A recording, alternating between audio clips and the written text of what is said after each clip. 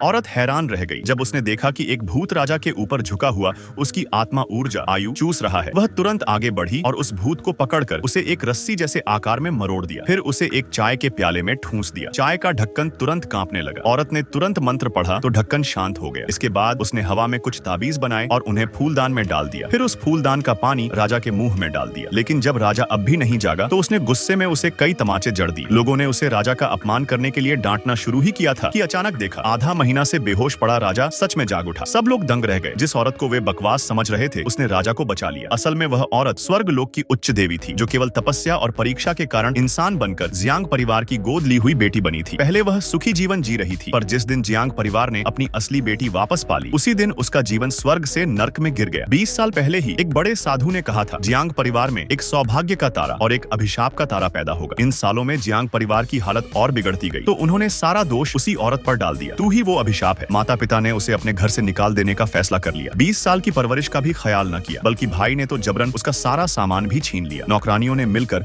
उसके शरीर से गहने जेवर तक उतार लिए और सचमुच उसे हवेली से बाहर फेंक दिया। उसने पीछे मुड़कर देखा, अच्छा हुआ उसके कपड़े अभी भी 20 तौल चांदी में बिक सकते हैं। तभी धरती देवता आकर दुख जताने लगे कि उसके साथ बहुत अन्याय हुआ है और बोले ये जियांग परिवार के लोग तो पक्के मूर्ख हैं। अगर तूने अपने देव बल से घर को सुरक्षित न रखा होता तो अब तक ये किसी राक्षस के हाथों टुकड़े टुकड़े हो चुके होते। औरत हंस पड़ी। मैंने 9 जन्मों तक परीक्षा दी है, 21वीं सदी तक घूम आई, कंजूस भी देखे हैं, बदतमीज भी देखे हैं, लेकिन जियांग परिवार जैसे मूर्ख और कृतघ्न कमीने पहली बार देखे। वाकई आंखें खुल गईं। उसने हाथ झटकते ही अपने सारे ताबीज वापस खींच लिए। अचानक भयंकर राक्षसी धुआं उमड़ पड़ा और जियांग परिवार की हवेली पर टूट पड़ा।